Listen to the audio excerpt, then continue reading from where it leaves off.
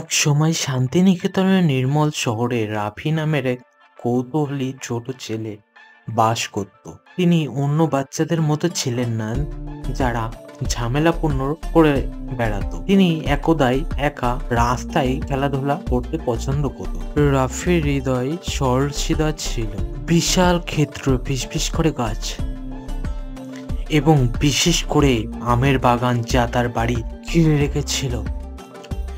গ্রীষ্মকালে এক ঝিকিমিকি বিকেল, আকাশে সূর্য ঝুলে থাকা রাফি তার প্রিয় আম গাছের রসালো ফল তুলতে গেল। কিন্তু এবার কিছু আলাদাই ছিল, যা দেখে সে আঁতকে উঠল। গাছটি শক্তির সাথে সাথে গুনগুন করছে বলে মনে হয়েছিল, যেন এটি একটি গোপন বিষয় ধরে রেখেছে। ঠিক যেন তিনি পাকা আমের জন্য পৌঁছেছিলেন। এটি অদ্ভুত কণ্ঠে ফিসফিস করে বলছিল, এটি এখনো বাছাই করবেন নাকি? চমকে উঠল রাফি, চারপাশে তাকালো, কিন্তু চোখে কেউ ছিল না। এটা কে বলেছে? সে ফিসফিস করে বলল। রাফি শিউরে উঠল, যেন সে হতভম্ব হয়ে গেল। তারপর সে নিশ্চুপ মনে চিন্তা করতে লাগলো। হঠাৎই এক অদ্ভুত আওয়াজ আবারও ডেকে উঠল। তারপর সে ঘুরে দেখল, যে বলছে একটি গাছ তার দিকে এগিয়ে আসছে। গাছের ছাল যেন ছিন্ন ভিন্ন হয়েছিল এবং এটি ছোট দরজা পূর্ণ অবস্থা নিয়ে সে সামনের দিকে এগিয়ে এসেছিল। রাফি তা দেখে খুবই চিন্তিত হয়ে গেলেন। আস্তে আস্তে গাছটি সামনে এগোতে লাগলো।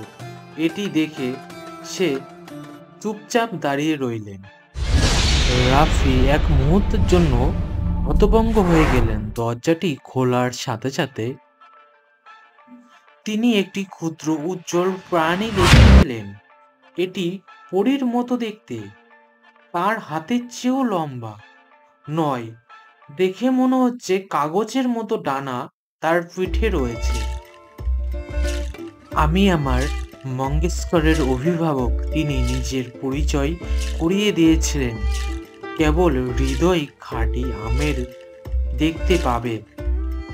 আপনাকে একটি বিশেষ কাজের জন্য বেছে নেওয়া হয়েছে, সেই পরীটি বলল। রাফি এখন পুরোপুরি মুগ্ধ, মনোযোগ দিয়ে শুনলেন কথাটি। আমরা তাকে বলেছিলাম যে আমের গাছটি শত শত বছর ধরে বাড়ছে, তবে এটি গোপনে মূল্যবান বীজ লুকিয়ে রেখেছিল। বীজ যা কোনো অসুস্থর নিরাময় করতে কাজে লাগতো। সমৃদ্ধি এবং এমনকি স্বপ্নকে সত্যি করে তোলে। যাই হোক, গাছটি নিজের থেকে বীজ রক্ষা করার জন্য খুব পুরনো হয়ে গিয়েছিল এবং এর উত্তরাধিকার বহন করার জন্য বিশেষত্ব কাউকে প্রয়োজন ছিল না। বীজ আমার ব্যাখ্যা করলেন, শান্তিনিকেতনের চারপাশে ছড়িয়ে ছিটিয়ে আছে, কিন্তু সতর্ক থাকুন, তারা ধাঁধার পাহাড় দেওয়ার হয়। শুধুমাত্র প্রকৃতির একজন সত্যিকারের বন্ধু হতে পারে, সে বললেন।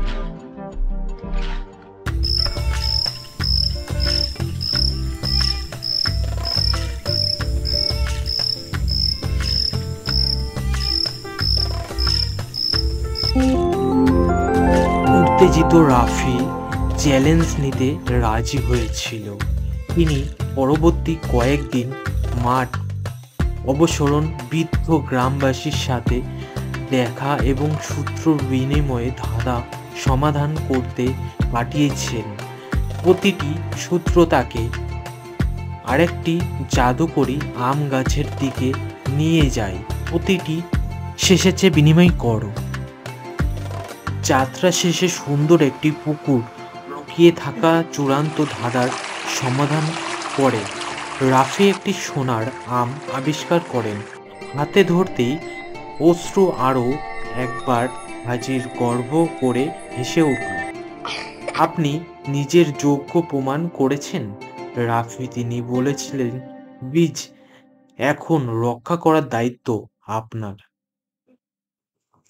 তার ছোট হাতের স্পর্শ দিয়ে সেই পরীটি অদৃশ্য হয়ে গেল।